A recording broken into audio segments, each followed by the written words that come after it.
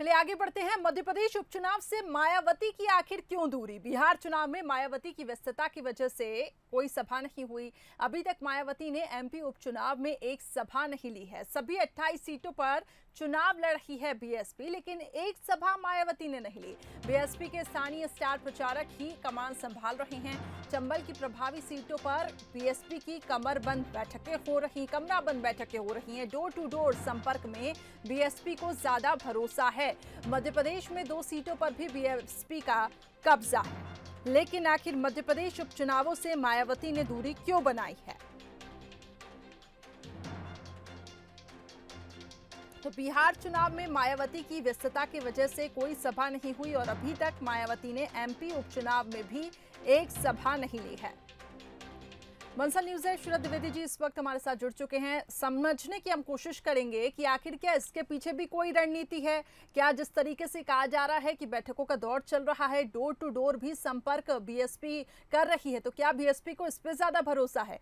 शरद जी, जानना चाहूंगी, मायावती ने एकदम से दूरी बनाई हुई है मध्य प्रदेश के उपचुनावों से, आखिर इसके पीछे क्या रणनीति, क्या स्ट्रैटेजी होगी? क्या यहाँ पे सोचा समझा गया होगा? क्योंकि बिहार चुनाव में भी हम देख रहे हैं कि कोई सभा नहीं हुई। आप किस तरीके से इस गणित को देखते हैं?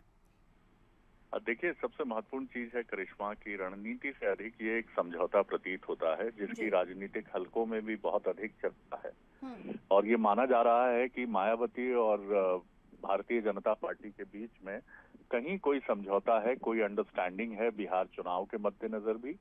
बिहार चुनाव के साथ जाहिर है मध्य प्रदेश में भी चुनाव है, तो मध्य प्रदेश में भी वो अंडरस्टैंडिंग जो है वो हावी है। और यही वजह है कि आपने ये देखा होगा कि उत्तर प्रदेश से 2 बड़े राजनीतिक दल आते हैं, बहुजन समाज पार्टी और समाजवादी पार्टी।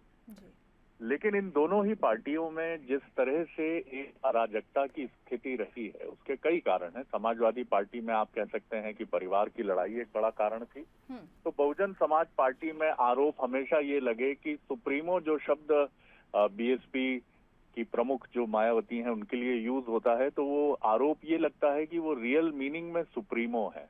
सुप्रीमो यानी उनके अलावा कोई कुछ भी नहीं है उस पार्टी में। और यही वजह है कि ये पार्टी, जिसके कर्ता धर्ता और जिसके कर्णधार स्वर्गीय कांशीराम, जिन्होंने पहला अपना चुनाव छत्तीसगढ़ से लड़ा, एक बड़ी ताकत के तौर पर इसको उत्तर भारत में खड़ा किया। लेकिन आज वो पार्टी, मैं ये तो नहीं कहूंगा कि एकदम हाशिए पे पहुंच गई है, लेकिन मैं ये जरूर कहूंगा कि वो हाशिए पर खिसकती चली जा रही है। और शायद आने वाले 10 वर्षों के भीतर बहुजन समाज पार्टी की जगह हम दलित शक्ति का प्रतिनिधित्व करने वाली कोई और पार्टी देखें। ये भीम सेना भी हो सकती है, या कोई और दलित नेता जो है वो भी एक बड़ी ताकत के तौर पर उभर कर सामने आ सकता है। और इसकी वजह मायावती जी की मनमानी नीतियां, उनके समझौते और पार्टी पर लेन देन के आरोप भी करिश्मा बहुत ताकत से लगते रहे। करिश्मा, चलिए ठीक है, तो उसके पीछे हम ये समझे कि एक समझौता है, जैसा कि आपने बताया कि रणनीति से हम इसको न जोड़े। बहुत बहुत शुक्रिया आपका हमारे साथ जुड़ने के लिए। तो मध्य प्रदेश उपचुनाव से मायावती ने दूरी बनाई है। बीएसपी के स्थानीय स्टार प्रचारक ही कमान संभाल रहे हैं। चंबल की प्रभावी सीटों पर भी बीएसपी की लगातार बैठकें चल रही है और वहीं मध्य प्रदेश की 2 सीटों पर बीएसपी का काफी कब्जा है। तो अभी तक मायावती ने लेकिन एमपी उपचुनाव में एक भी सभा नहीं ली है।